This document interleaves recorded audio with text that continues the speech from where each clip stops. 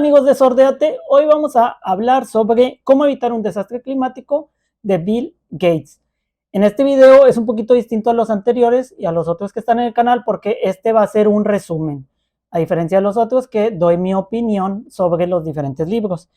¿Por qué es un resumen? Porque este es un libro científico, este es un libro sobre temas que son muy específicos y de los cuales yo no conocía nada al respecto antes de leerlos y que me parece muy importante que todos tengamos al menos el conocimiento básico que Bill Gates nos presenta en este libro.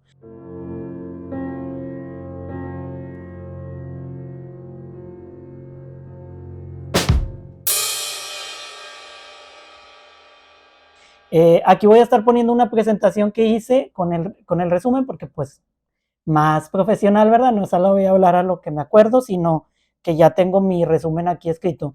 Les voy a mostrar ahora lo que vamos a hablar en el video, o cómo va a estar estructurado en los capítulos. El primero voy a hablar sobre Bill Gates. ¿Por qué Bill Gates escribió un libro sobre cambio climático? ¿Y por qué deberíamos de leerlo? Lo vamos a ver de 51 mil millones a cero. El libro básicamente plantea que debemos de llegar de 51 mil millones de toneladas de CO2 que se emiten al año por parte de la producción y las actividades humanas a cero para evitar la catástrofe climática que es así devastadora y un apocalipsis. Pero ahorita vamos a ver qué pasaría si no eliminamos las emisiones. O sea, no llegamos a ceros. Luego viene la parte de en qué procesos o en qué parte de las actividades humanas se originan esos gases de efecto invernadero que son los que ocasionan el calentamiento global y este desastre climático del que hablamos. La siguiente parte es cómo puedo yo como individuo aportar mi granito de arena, es decir, qué actividades desde mi casa o desde mi persona como individuo puedo realizar para yo apoyar o reducir mi huella de carbono o apoyar en este objetivo de llegar a cero, ¿verdad? Y luego al final del video voy a dar una opinión personal sobre mi experiencia, mis pros y contras y el impacto que tiene en mi vida personal y en este tema del CO2 el haber cambiado mi coche a un coche eléctrico. Entonces les voy a hablar de qué coche es, cuál rendimiento tiene y cuál es la diferencia en precios de gasolina contra electricidad, porque al final pues como quiera tengo que estar pagando la electricidad, y las emisiones, ¿verdad? Y al final nada más voy a cerrar con unas conclusiones pequeñas. ¿Quién es Bill Gates y por qué escribió este libro? Aquí en esta imagen son unas imágenes generadas por inteligencia artificial, porque sí, porque ya me sumé al tema de la inteligencia artificial. En el lado izquierdo tenemos una imagen donde Bill Gates está como muy dark, porque le llaman hipócrita. O sea, es hipócrita Bill Gates por hablar sobre el cambio climático. Y en la parte de la derecha es por qué leer o sea, las opiniones positivas. Y esto me baso en las opiniones que leí en Goodreads. Casi todas las opiniones están en inglés, pero les voy a parafrasear algunas que vi. Dice aquí, por ejemplo, de la parte negativa. Dice, Bill Gates es el hombre más rico del mundo. Él podría hacer grandes acciones para contrarrestar el cambio climático y seguir siendo rico aún así que la mayoría de las personas. Dice, él no necesita escribir un libro con el cual se va a hacer todavía más rico porque pues es bestseller aparte. Entonces critican a Bill Gates porque dicen pues él es una persona que aparte genera muchas emisiones, es decir, las personas ricas en promedio generan más de las emisiones que las personas de clase media. Entonces él viaja en su jet privado, por ejemplo, eso dice un comentario, o sea, viaja en su jet privado, ¿por qué me viene a contar él sobre el cambio climático? La verdad, yo después de haber leído el libro, no hay que dejarnos guiar por estas opiniones negativas. Creo que estas opiniones las hace gente que no ha leído el libro, porque realmente Bill Gates aborda este tema. O sea, él desde un principio, de hecho desde los primeros capítulos, él te dice, seguramente vas a pensar que soy un hipócrita por estar escribiendo este libro, no tengo el conocimiento suficiente, etcétera, relacionado a temas de cambio climático y de gases de efecto invernadero, pero esto es lo que yo hago y te enlista punto por punto qué acciones él está haciendo desde su persona como individuo, no como empresario ni como millonario, sino como individuo, qué acciones está haciendo para mitigar el impacto en el cambio climático y cómo él, de hecho, invierte únicamente o sea, tiene como propósito invertir en empresas que no tienen, o sea, de cero carbono le llaman, o sea, de cero emisiones carbono. Entonces él también invierte en proyectos de investigación y desarrollo encaminados a desarrollar tecnologías que nos ayuden a realizar los mismos procesos que tenemos que realizar para la supervivencia humana, porque se realizan y es inevitable dejarlos de hacer de la noche a la mañana, pero él invierte en investigación y desarrollo, y a lo mejor hay muchos procesos que él ha invertido y no han dado resultado, pero él está invirtiendo de su dinero, que sí, que es el más rico y que no le duele y que no sé qué, pero al final está haciendo algo. Hay muchos otros millonarios que no lo están haciendo. Aparte, él explica cómo es que él conoce todo este tema del cambio climático. Él se empezó a interesar a raíz de acciones o organizaciones filantrópicas que él tiene junto con su esposa, y él se empezó a interesar en este tema del cambio climático y empezó a investigar y empezó a juntarse con científicos, personas muy capacitadas en estos temas. Entonces, él realmente sabe de lo que está hablando porque se informó, investigó y se documentó. Entonces, en el libro él resume como lo que ha aprendido. No, él no se quiere jactar como la persona experta o el indicado para venirnos a decir qué hacer o qué no hacer. Simplemente él, desde su punto de vista personal y desde su conocimiento personal que adquirió gracias a este trayecto que ha vivido, él se informó y sabe. Entonces, eso es lo que él aborda en este libro. Entonces, creo que esas opiniones negativas las escribió gente que no ha leído el libro porque no saben que realmente él se explica de eso. Y otro tema importante es, está bien que no concuerdes o que no te sientes cómodo con el hecho de que lo haya escrito Bill Gates porque es multimillonario, porque Microsoft y lo que tú quieras. Está bien, o sea, es una opinión personal y no necesitas cambiarla, pero vamos a enfocarnos en lo positivo, y es el sentido de qué, qué debemos de hacer. O sea, si es un problema real que estamos viviendo como humanidad, es un problema que ya nos está impactando. Antes se decía de que si no cambiamos nuestros hábitos en tantos años, no, ya ahorita ya en la época moderna, en la actualidad, ya está habiendo impactos relacionados al cambio climático que debemos de mitigar a la de ya. Y por eso existe el Acuerdo de París y muchos otros acuerdos que están haciendo desde las organizaciones, la ONU y así. Entonces, ¿por qué debo leer este libro? Para tener una base, para entender de dónde vienen las emisiones, cómo podemos impactar, qué debemos de hacer, y yo creo que es de conocimiento general. O sea, ya es un tema que nos compete a todos. Y bueno, pasando a la siguiente parte, de 51.000 millones a cero. 51.000 millones de toneladas son las que se producen cada año de CO2. Aquí hay un disclaimer, no es estrictamente CO2, o sea, los gases de efecto invernadero son varios, no solamente el CO2, pero para fines prácticos todo se convierte por medio de equivalencias a dióxido de carbono, que es el CO2, ¿no? Entonces, normalmente ustedes cuando están investigando sobre este tema van a encontrar a veces que dice, este proceso, este producto, este tema emitió tantas toneladas de CO2e. El E quiere decir equivalentes, es decir, que el proceso no genera CO2 como tal, sino que genera otro gas de efecto invernadero y por equivalencia lo convierte en toneladas de CO2 porque es para medirlo universalmente. ¿Y qué gases de efecto invernadero son estos? Bueno, antes de pasar a qué gases son, que ya los tienen aquí, ya los vieron, es qué es el efecto invernadero y por qué nos debería preocupar tanto. Bueno, principalmente el efecto invernadero funciona algo así como cuando dejas tu coche con las ventanas cerradas en el solazo. Los rayos atraviesan lo que es el parabrisas y el calor se queda dentro de tu coche. Bueno, eso es lo que pasa con la capa de ozono. La capa de ozono son los gases de efecto invernadero.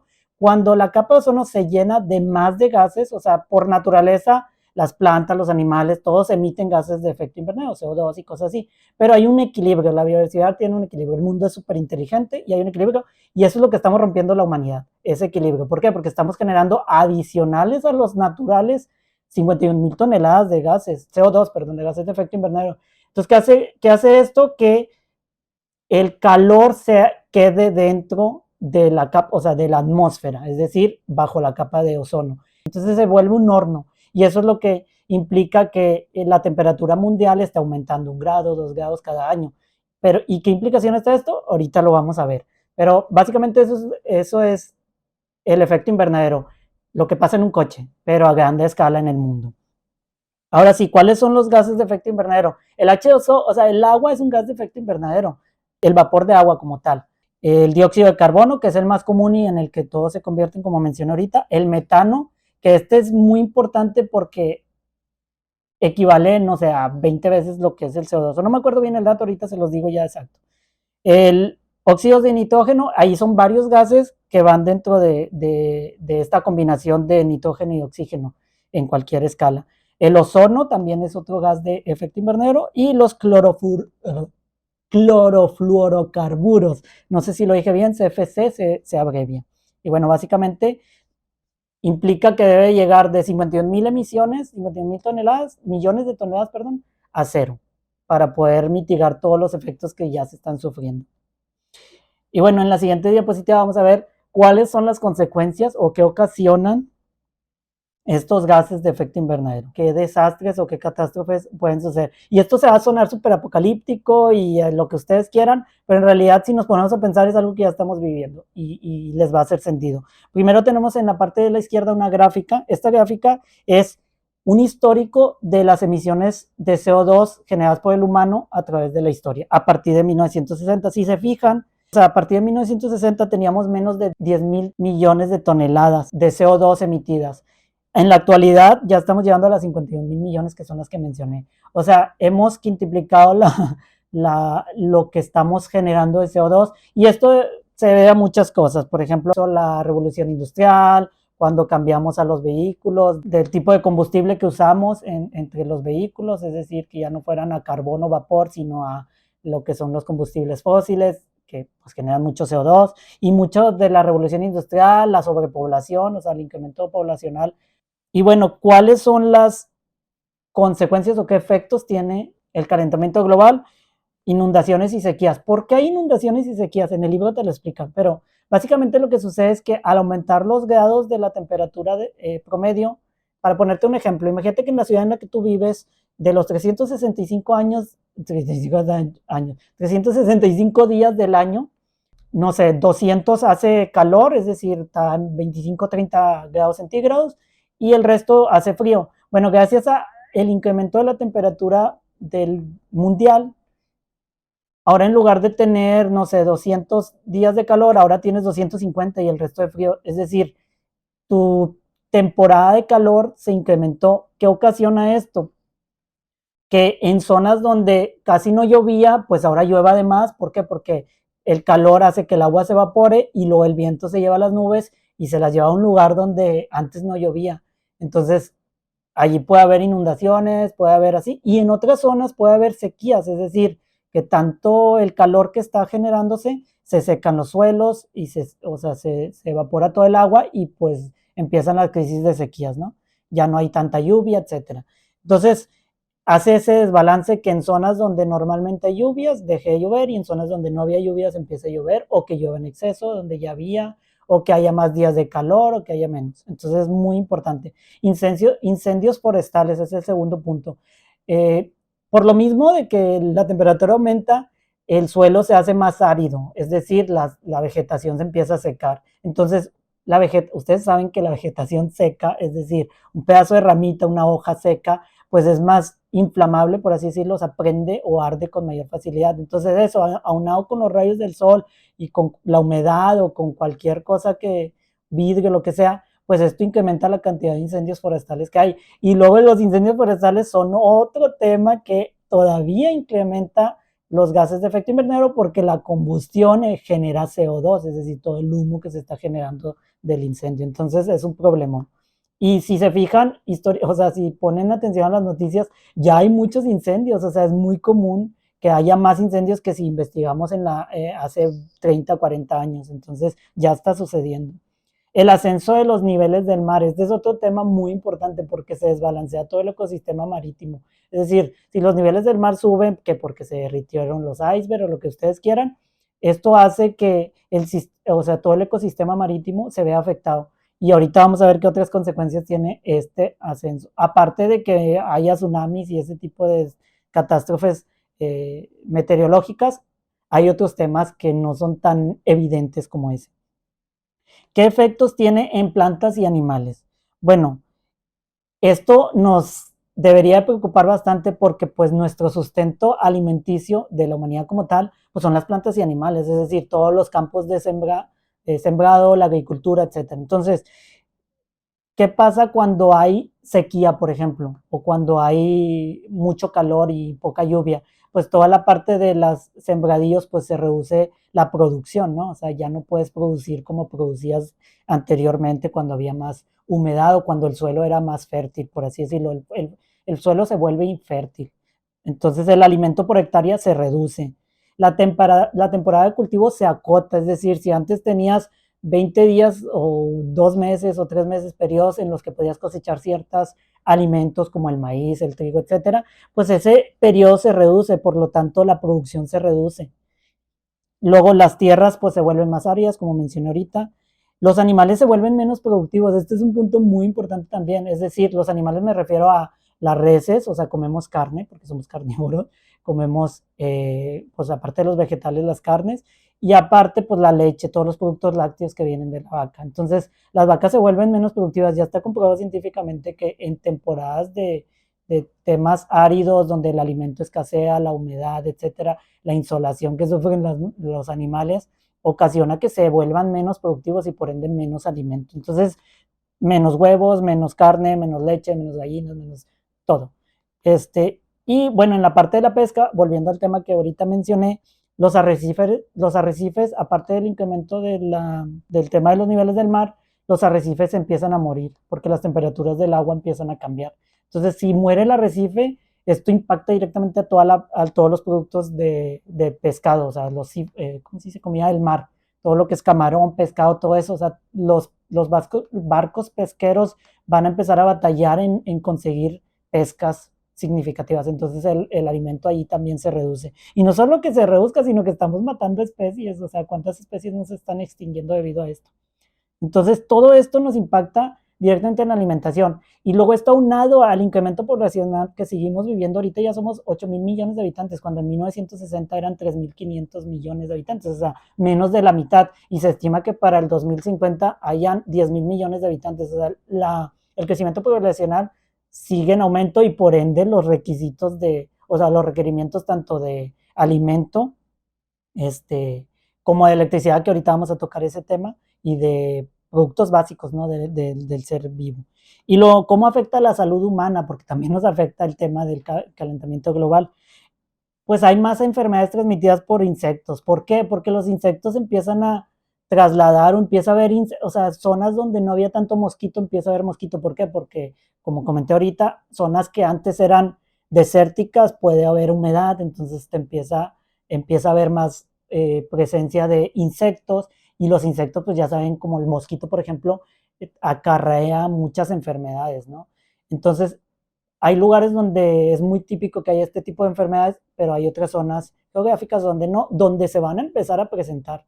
Y luego aparte los golpes de calor.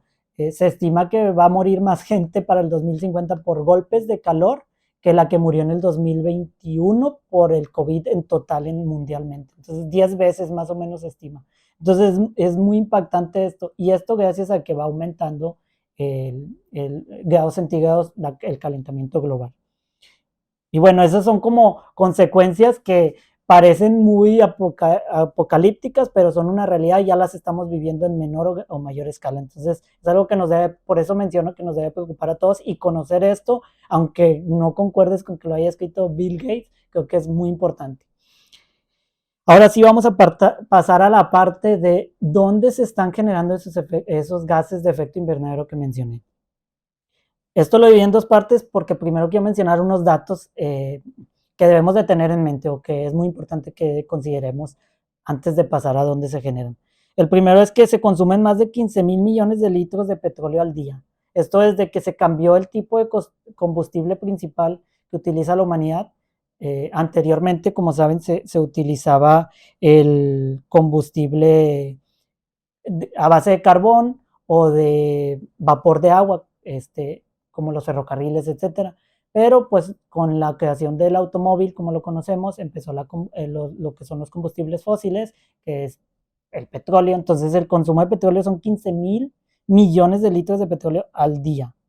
Bueno, el segundo punto es que la clave es lograr que las soluciones limpias sean igual o casi tan baratas como las actuales.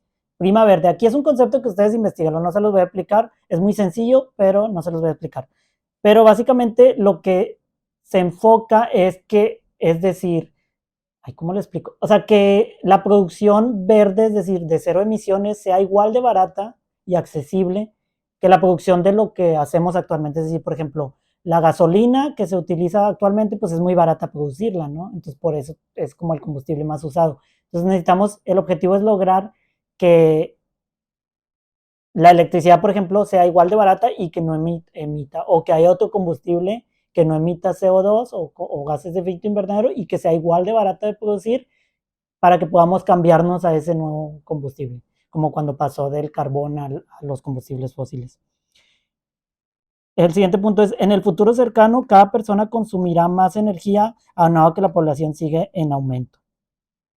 Esto se debe a varios puntos que son temas sociales, pero básicamente el tema es que cuando hay más porcentaje de población, como dije ahorita, que va creciendo a ritmos super exponenciales, es decir, vamos a llegar a 10,000, pero además de eso, las condiciones de vida de las personas están mejorando. ¿Por qué? Porque hay muchos problemas sociales, porque la gente cada vez se va mudando a los temas de clase media o porque los productos y el acceso a tecnologías cada vez es más accesible para diferentes niveles Es decir, no sé cómo explicarlo sin que suene feo, pero por ejemplo hay sociedades donde todavía viven sin electricidad.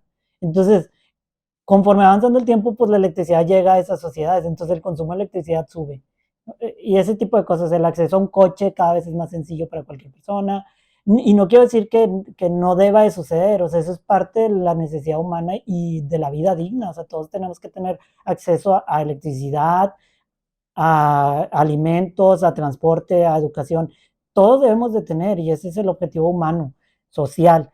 Pero debemos de buscar la manera que a la par de ese crecimiento también crezcan las soluciones limpias en CO2 para que no haya un impacto contraproducente en el tema del calentamiento global, es decir, que no siga aumentando exponencialmente como ha sucedido en los últimos 50 años.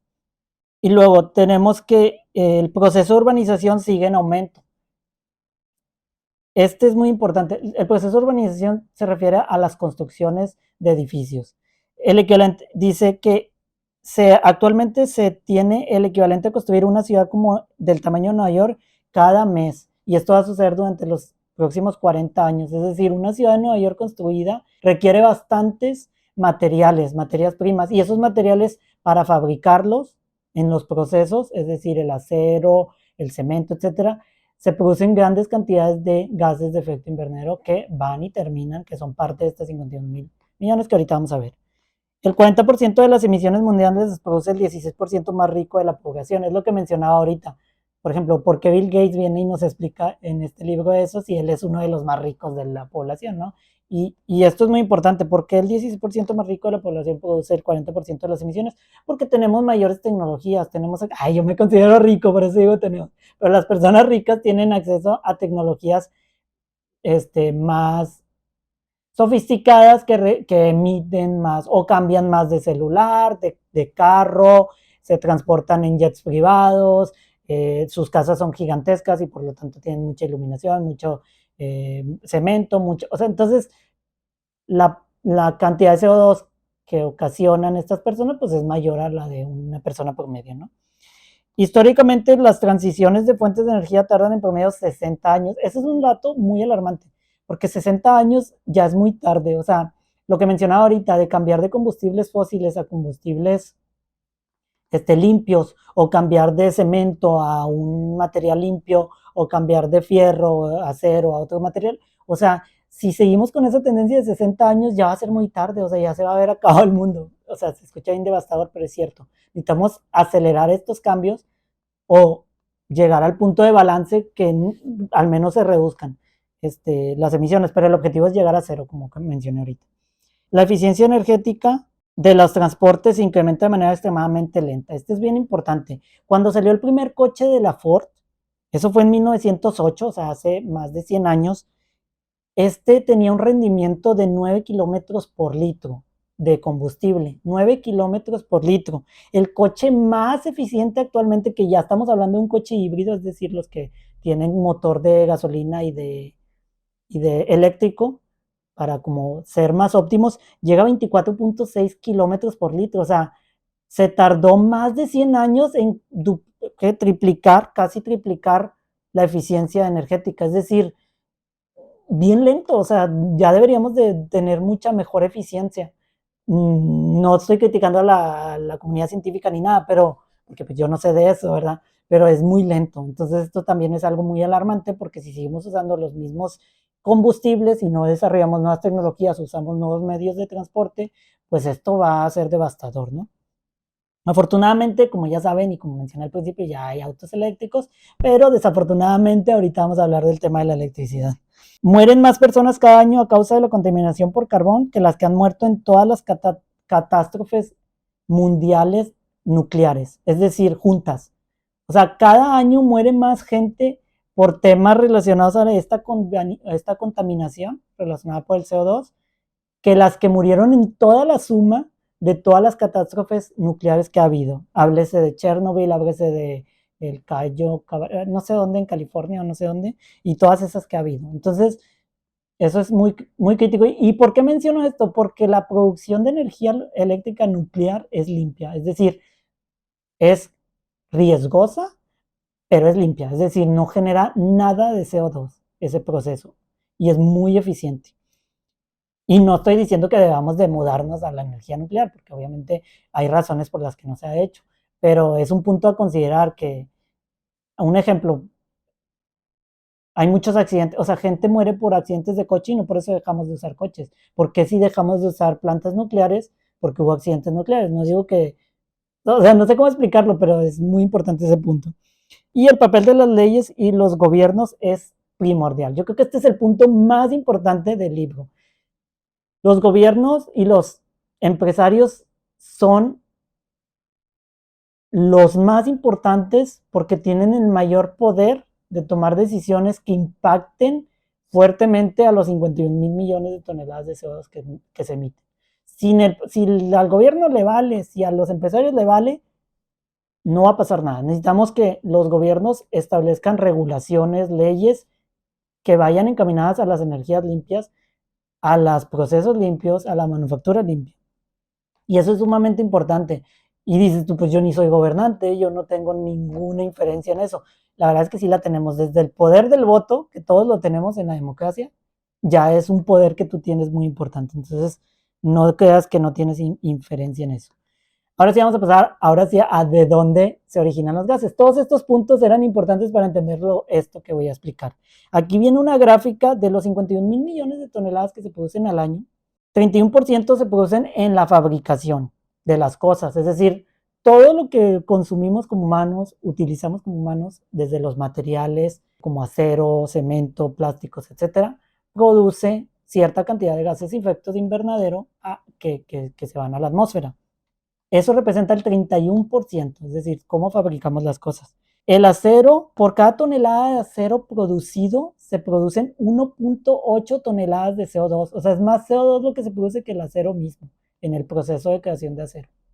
Y bueno, no les voy a explicar cómo se produce el acero, pero básicamente cuando se funde, se hace la unión del hidrógeno con el nitrógeno como residuo de la producción del acero. Si les interesa, vayan a fundidora y ahí les explican ese proceso, está muy interesante.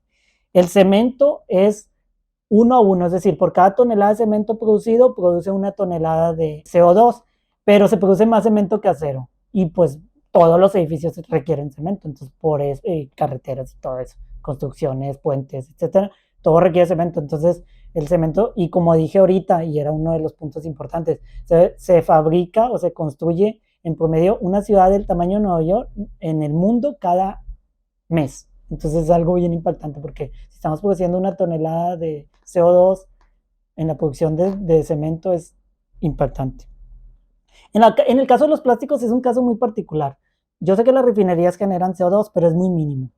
El CO2 que se produce por los combustibles fósiles es más en el uso, en la combustión, es decir, cuando la gasolina se está. O sea, sí produce CO2 el proceso de refinería, que allí salen los derivados de los plásticos, pero en realidad no se produce tanto. El tema de los plásticos es más por contaminación del suelo, es decir, el reducir el consumo de plásticos, de bolsas y así, no reduce tanto la contaminación de los 51 mil toneladas de CO2.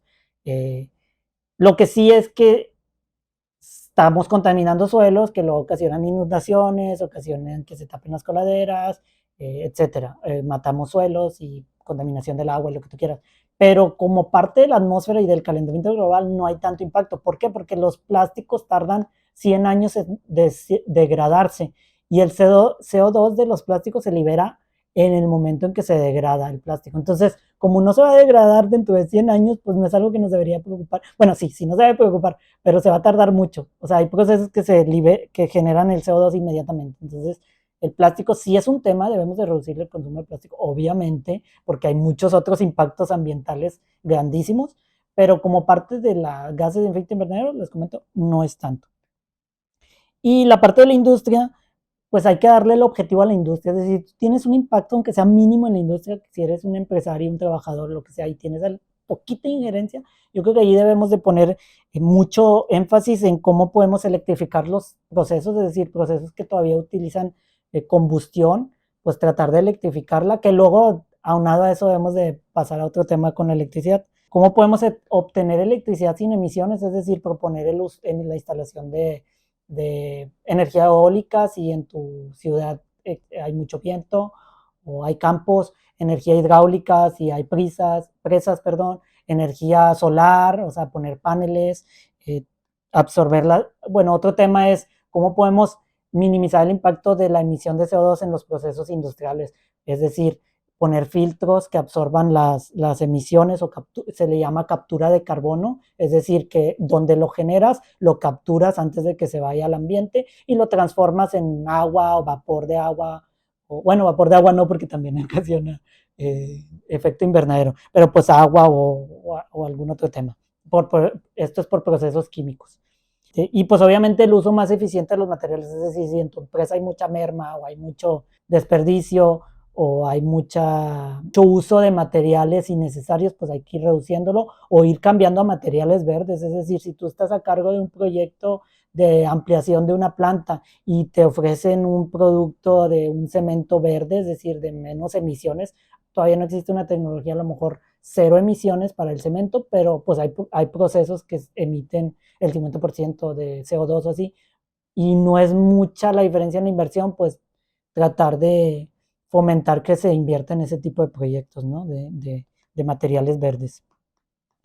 El siguiente punto, que es 27% de las 51,000 toneladas, es la producción de electricidad. Y por eso mencionaba todos los puntos anteriores. Es decir, tú puedes cambiar el coche eléctrico, pero sigues emitiendo CO2 porque la electricidad que usa tu coche eléctrico se produce por medio de procesos que todavía utilizan, que todavía generan emisiones. En los últimos 30 años, el 36% de la electricidad que se produce mundialmente es a base de procesos del carbón. Y estos son los que emiten más CO2. 23% es a base de gas natural, 16% es energía hidráulica, es decir, las presas, los ríos, 10% es la nuclear y 11% de energías renovables como la solar, la eólica marina, que esta es como turbinas bajo el mar o en corrientes marítimas para generar electricidad, la geotérmica, que por ejemplo en zonas volcánicas utilizan el calor que se produce. Hay un capítulo de, ¿cómo se llama esta serie? Una de Zac Efron, donde explican todo este proceso de generar energía eléctrica a partir del calor que hay en la Tierra en zonas volcánicas.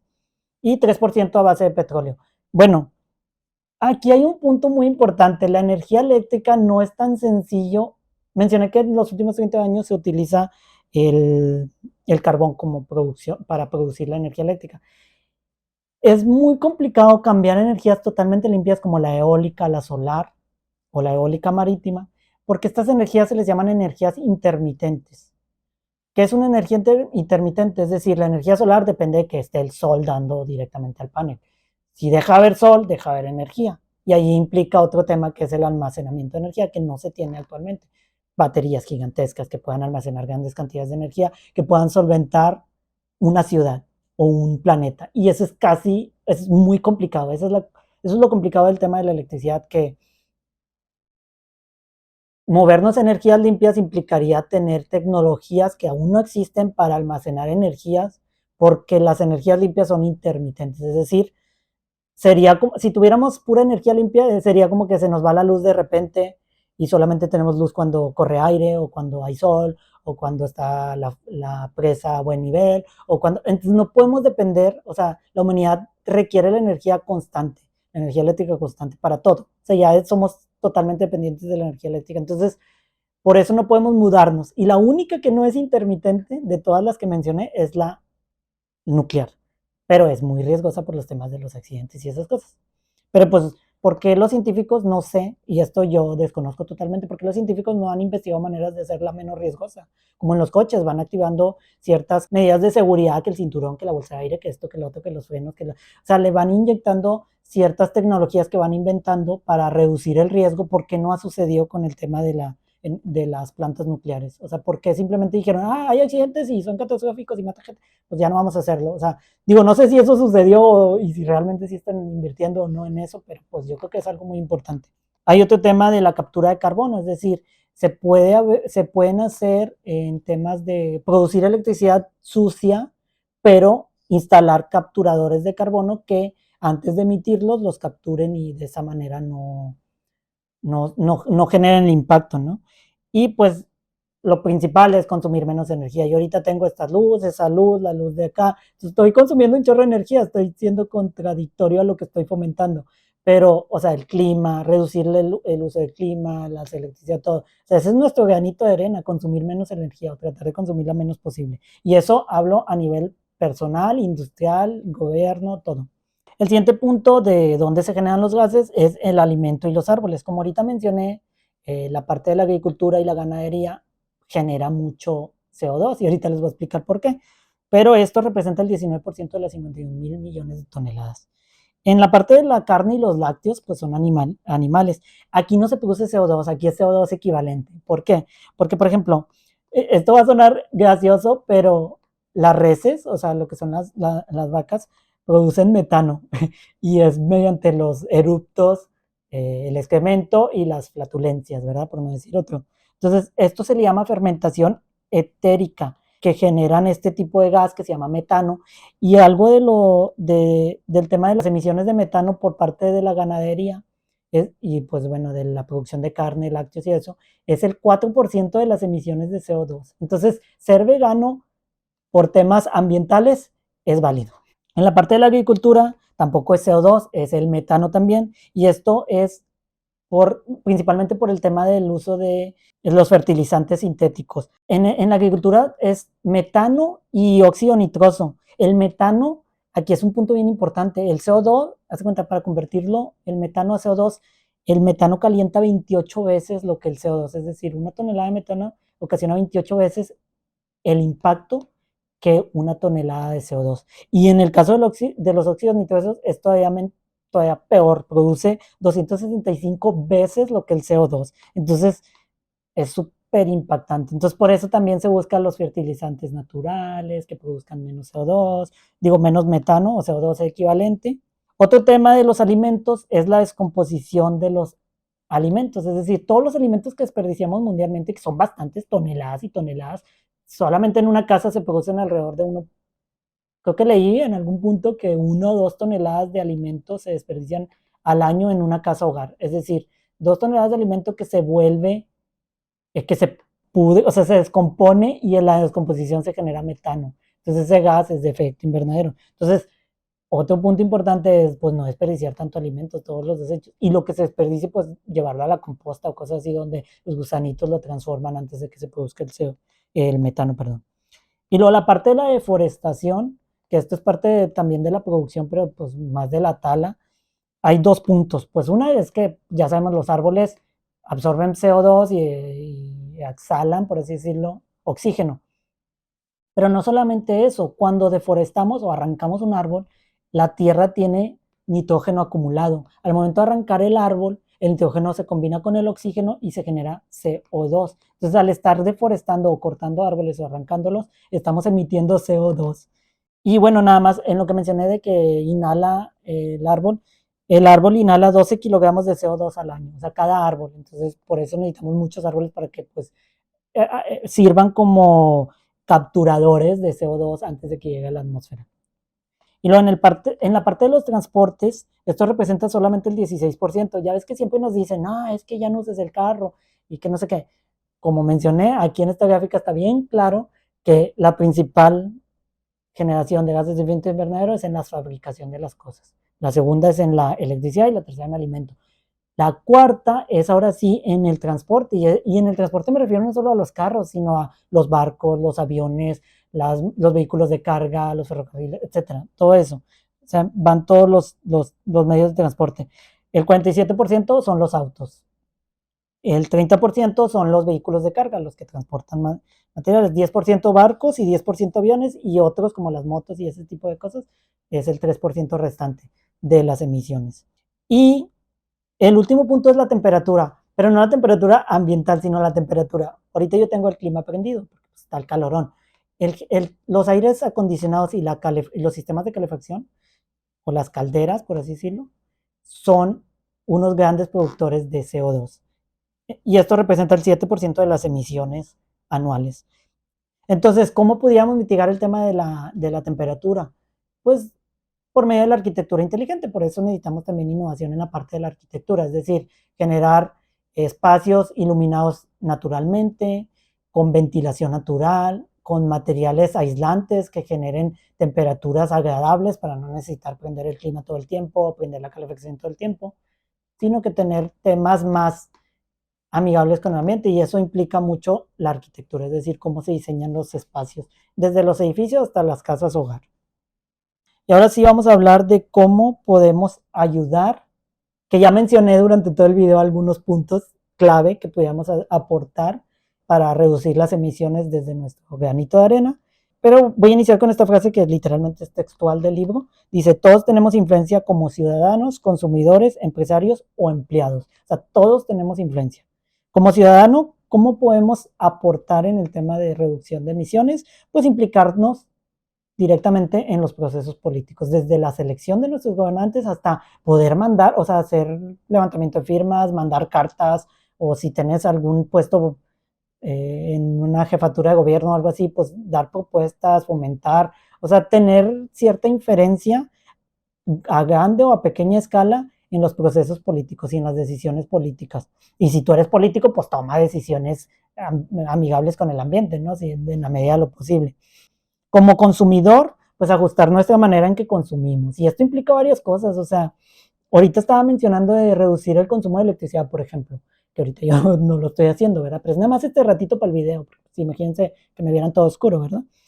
Pero podemos reducir nuestras emisiones domésticas generando menos desperdicios, generando menos uso de plástico, que aunque se tarde 100 años y todo, pues hay que reducir el consumo de plástico, haciendo carpool, haciendo compras conscientes, es decir, comprar productos verdes. Por ejemplo, cuando vas a comprar desechables, pues opta por los que son de papel en lugar de los de plástico.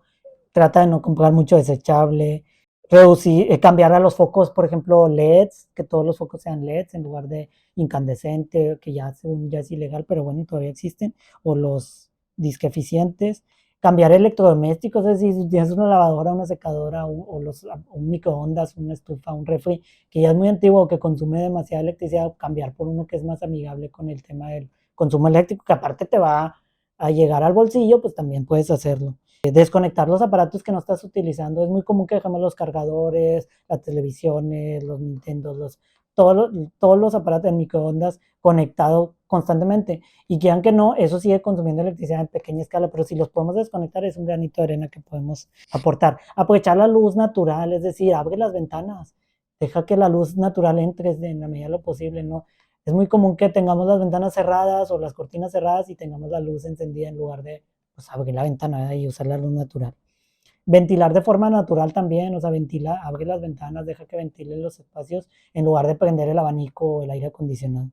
También cómo nos movemos, o sea, podemos reducir el uso del coche, usar más el transporte público, bicicleta, metro, a caminar en la medida de lo posible. Si vas a un lugar, a una distancia corta, pues camina, usa bicicleta, lo que sea. O cambiar a un coche eléctrico también, hacer carpool, si hay gente que va para tu mismo rumbo, pues tratar de compartir coche, aprovechar los medios de transporte verde, como mencionaba. Reducir el consumo de carne. O sea, esto no es porque te hagas vegetariano, o sea, la carne yo creo que es importante consumirla, porque pues trae muchos nutrientes y todo, pero podemos reducir, o sea, en lugar de consumir carne todos los días, pues al menos una vez a la semana, 2 veces a la semana, no te va a matar, o sea, comprar productos en empaques más amigables con el ambiente o más grandes. Por ejemplo, si compras el detergente para la ropa, pues comprarlo en la presentación de 10 litros en lugar de la de 1 litro. O rellenar, todavía hay lugares donde existe que puedes rellenar tus mismos recipientes de detergente. O el agua, no compres botellitas de agua desechables, compra garrafón y ten una botella reutilizable, ¿no? Un termo, lo que tú quieras. Este es otro punto, comprar productos de segunda mano. Ve al mercado local, compras productos que otra persona ya no utiliza, reutilízalos. Esto va con el principio de las 3 R's de reciclar, reducir, reutilizar y reciclar. Tienen que ser en ese orden. Porque reducir el consumo pues es lo más importante, pero si podemos reutilizar, si a ti ya no te sirve una ropa, ya no la utilizas, un objeto, lo que sea, véndelo, regálalo. Hay muchos mercados locales, lo puedes donar a personas que sí lo van a utilizar. En lugar de estar consumiendo productos nuevos, no cambies tanto de tecnología. Si tu celular todavía es bueno, no lo cambies cada año. Tu computadora, todo eso impacta en las emisiones. También hay otro punto muy importante, todo lo que almacenamos en la red emite. ¿Por qué? Porque la electricidad que usan los servidores donde se está almacenando está mintiendo. Entonces, haz limpiezas de basura electrónica del correo, tus fotografías, videos, todo lo que tienes en la red. Si puedes hacer limpieza anual o cada cierto tiempo hazlo, porque eso es un granito de arena también. Pedir cosas prestadas, si vas a ocupar, por ejemplo, cortar el césped, pues no te vas a comprar una máquina de cortar el césped nada más para cortarlo una vez al mes. A lo mejor puedes compartir con vecinos o así. O temas así, o sea, cosas que sepas que vas a utilizar solamente una vez o en pocas ocasiones las puedes pedir prestadas con gente de confianza o amistades y tú también prestar, ¿verdad? Bueno, ya dije muchas ideas, o sea, estas son ideas que estoy dando. Como empresario, pues como mencionaba hace rato, tomar decisiones en proyectos que impacten en la reducción de emisiones. Y lo más básico es cambiar las flotillas de vehículos. O sea, si tu empresa tiene muchos vehículos, pues trata de que fomentar que se cambien los vehículos a vehículos eléctricos, por ejemplo. Los materiales de bajo carbono, que es lo que mencionaba, o sea, si vas a construir o vas a hacer, pues trata de investigar qué tanta impacto ambiental tiene tu proveedor y si puedes conseguir un proveedor con un impacto menor. El uso de energías limpias, o sea, fomenta la instalación de paneles solares o cosas así. Y como empleado, pues va de la mano fomentar y presionar a nuestra empresa para poner su granito de arena, ¿verdad? Y también podemos plantar árboles, también es una ayuda porque pues es un filtro natural de carbono. O sea. Y lo más importante, y esto lo mencioné al inicio del video porque mucha gente critica que el libro lo escribió Bill Gates y todo, lo más importante, y esto lo voy a leer textualmente, es dedicar más tiempo y energía en apoyar las causas con las que simpatizamos que oponerse a aquellas con las que discrepamos. O sea, si tú no estás de acuerdo con una causa ambiental o lo que sea, pues en lugar de estar comentando negatividad y no, eso no sirve y eso no, pues sí fomenta y mete la energía que tienes en lugar de estar criticando causas en las que no estás de acuerdo, pues mete esa energía en causas en las que tú sí simpatizas y sí estés de acuerdo, es decir, apoya.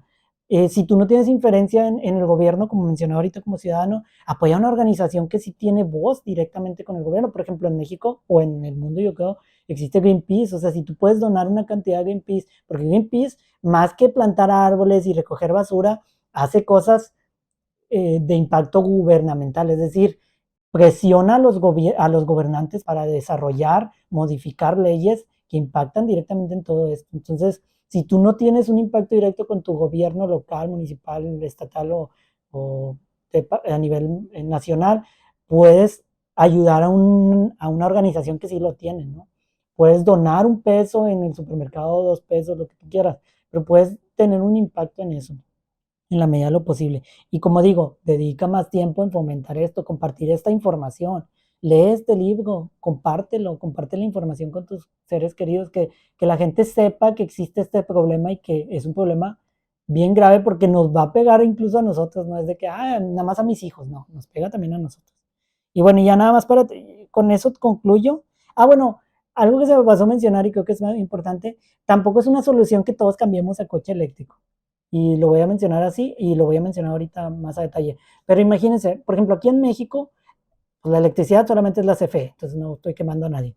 La CFE emite muchos gases de efecto invernadero. Pero no solo eso, no tiene la capacidad de producir tanta electricidad como para que todos cambiemos de coche a coche eléctrico. O sea, sería o sea, no podría, no tienen la capacidad. De hecho, en mi experiencia personal, ahorita les voy a platicar con el tema del coche, fue una odisea contratar el servicio de electricidad para que me lo pusieran, me lo instalaran y todo para poder cargar mi coche. Entonces, la CFE como tal no tiene la capacidad actualmente. Pero si lo hacemos de manera paulatina, ya se me apagó la luz, así voy a seguir a oscuras, porque no lo cargué. Si lo hacemos de manera paulatina, podemos ir fomentando también que la CFE vaya cambiando a energías limpias y también para, a ver, ¿puedo voltear este un poquito? No ayuda en nada. Bueno, ahí con la pena me van a ver oscuras en la parte final del video. Y bueno, ya, para el cambio del coche eléctrico. Aquí está mi comparación personal. Por un lado, el coche que tenía anteriormente, que era una Toyota RAV4 modelo 2006. Y por el lado derecho es el coche que compré eléctrico, que no es un Tesla, no soy millonario. Es un coche más accesible y es de la marca Jack y se llama E10X. Es un coche compacto para uso personal y uso urbano. Y de hecho, ahorita que mencioné las ventajas y las desventajas de tener un coche eléctrico o de gasolina, pues una de esas es también el tema de la movilidad, ¿no? O sea, pero para resumir, el tema de estos cálculos yo los hice en base a investigar y en base a mi registro, porque estoy registrando como mis consumos. Y por ejemplo, por el lado de la Toyota RAV4, tenemos que el rendimiento promedio de la Toyota RAV4 era 11.2 kilómetros por litro. Aproximadamente, digo, el precio de la gasolina varía, hay gasolinas donde está un poquito más alto y así, pero promedio aquí en mi zona donde yo vivo es 22 pesos por litro. Entonces, es como si me costara 2 pesos cada kilómetro que recorría. Esto es para fines de cómo me impacta en mi bolsillo, ¿no? Mientras que el Jack E10X corre 6.6 kilómetros por kilowatt, porque es eléctrico. Cada kilowatt aquí, en la zona y en la tarifa actual, esto es un tema de la electricidad. En casi todo el uso doméstico se tienen subsidios de gobierno, es decir, el recibo que te llega ya llega con un descuento de gobierno dependiendo a tu nivel de consumo. En el caso de los coches eléctricos, el costo por kilowatt es fijo. Hay una tarifa fija, entonces el costo por kilowatt es 3.34 pesos por kilowatt. Esto representa que cada kilómetro que recorro, en el promedio, estos promedios de kilómetros de 6.6 kilómetros es lo que me ha rendido a mí, de acuerdo a mi modo de manejo y a mi uso en los últimos 5 meses. Entonces, puede que si tú compras el mismo coche te rinda más o menos dependiendo en qué ciudad vivas, qué tantos recorridos haces, cómo tienes de pesado el pie y ese tipo de temas. Pero bueno, a mí me rinde 6.6. Eso me representa que son 50 centavos por kilómetro recorrido, contra 2 pesos que era con el tema de la gasolina. Eso es un 75% de ahorro. Que aproximadamente yo recorro en promedio 30 kilómetros al día por mi trayecto al trabajo, y así en promedio. Y esto representa que me estoy ahorrando aproximadamente en temas de gasolina contra electricidad 1,350 pesos al mes de ahorro. Entonces sí es más barato moverme en un coche eléctrico. En cuanto a las emisiones, según las especificaciones de la Toyota RAV4 2006, por la antigüedad y todo eso, tiene una emisión de 211 gramos de CO2 por kilómetro, mientras que en la producción de la energía eléctrica, como mencionaba, en México, este es un dato que saqué de la página oficial de CFE, se producen 64.12 gramos de CO2, bueno, ese cálculo yo lo hice por kilómetro. Ellos tienen el dato por kilowatt hora, yo lo transformé a por kilómetro. Entonces, la reducción de emisiones de cambiar de coche de gasolina bueno, la Toyota al E10 fue de 70% promedio de emisiones de CO2. Y ahora sí, ¿cuáles son las ventajas y desventajas de un coche eléctrico? Porque tampoco es como la maravilla. Yo la verdad estoy encantado, me encanta. Me ha funcionado súper bien. He visto que hay clientes que se quejan del coche en específico. A mí la verdad me ha funcionado de maravilla. Yo estoy encantado, ya casi tengo 8 meses con él y funciona perfecto. De hecho, hasta el modo de manejo es súper cómodo, más cómodo que con la camioneta. No me da ningún problema, no hace ruido. La verdad ando súper a gusto. El tema es que los coches eléctricos actualmente la autonomía son 300, bueno, en específico es 300 kilómetros, que en realidad no son 300 porque no lo puedes dejar o no te puedes arriesgar a que llegue a 0 kilómetros. Entonces, pues a los 250 o así ya lo tienes que volver a cargar. Entonces, en realidad, autonomía como libre son 250 kilómetros. ¿Esto qué quiere decir? Que es más como para uso local, no es como para, si tú quieres hacer un viaje por carretera, por ejemplo, pues no te va a funcionar, no puedes hacer viajes por carretera. A lo mejor 1 hora de trayecto, 2 horas de trayecto, sí, pero a lo mejor ya para viajar más lejos, un coche eléctrico definitivamente no es la opción. ¿Por qué? Porque luego aparte los periodos de carga en el cargador normal, se supone que hay una carga rápida, pero te venden aparte el cargador y el adaptador y todo eso. Pero la carga normal en este coche de 20%, que es más o menos cuando lo dejo 25 al 100, se tarda en promedio 4 horas y media. Entonces, tienes que tener el tiempo disponible para cargarlo. Cuando tienes el cargador en tu casa, pues lo dejas en la noche o lo que tú quieras. Pero pues si tú quieres viajar en él y decir, voy a llegar a cargarlo a algún lado, pues te vas a tener que esperar 4 horas y media, así como que eso no es muy conveniente, ¿no? A diferencia de una gasolina que nada más llevas a la gasolinera y ya. Entonces, para viajar sigue siendo más o más útil un coche de gasolina. Pero para uso local, es decir, urbano, pues sí es muy beneficioso. O sea, te ahorras mucho, andas muy cómodo, funciona de maravilla. Y la verdad yo estoy encantado. Creo que esas son como la única desventaja es esa, como no poder viajar. Y la otra es que no te puedes, o sea, si se te acaba la batería, pues tienes que hablar en una grúa automáticamente. O sea, no hay manera de que, pásame corriente, así como cuando te quedas a lo mejor tirado con un coche de gasolina. Pero de ahí para allá, creo que eso es todo. Las desventajas de uno de gasolina, pues es que te da muchas fallas. Eso sí, el eléctrico, pues no sé si por ser nuevo lo que tú quieras, los mantenimientos son cada 6 meses, pero en realidad no requiere casi nada de mantenimiento.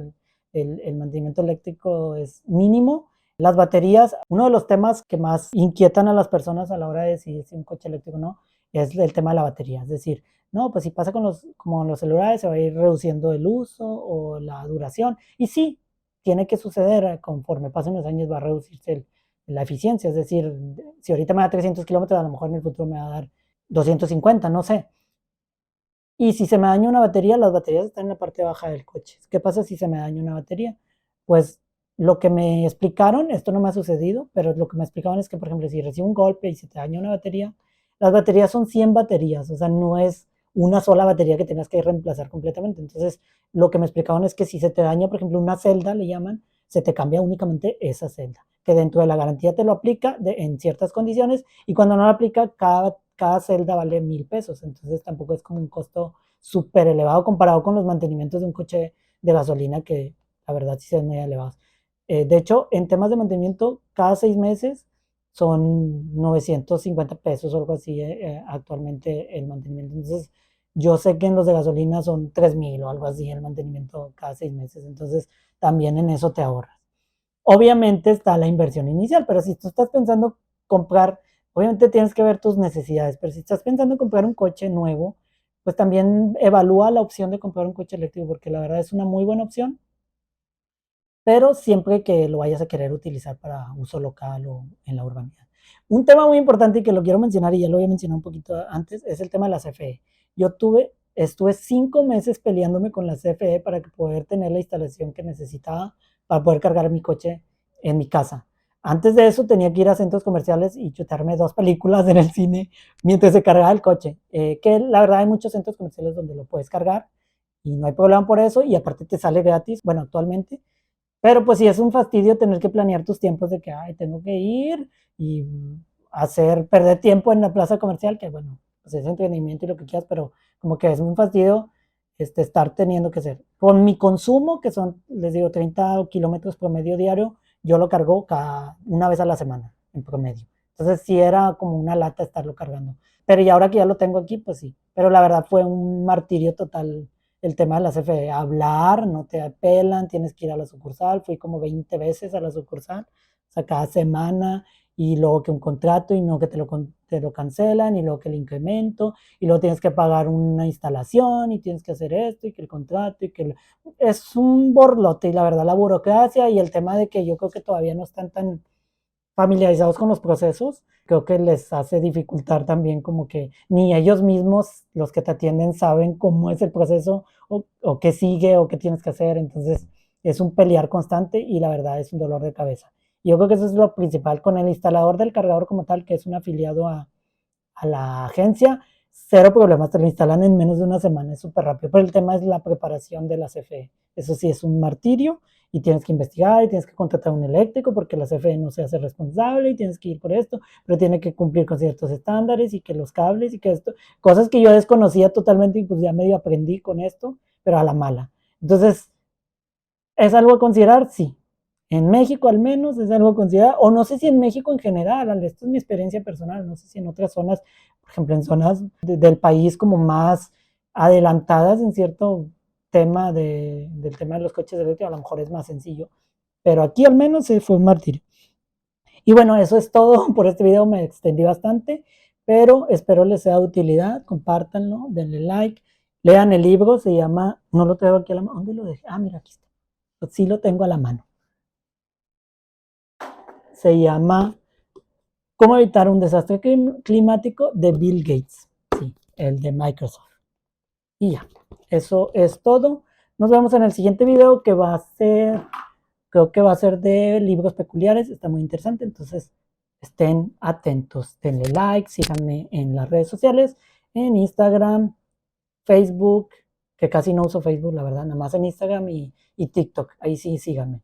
Y eso es todo, nos vemos, adiós.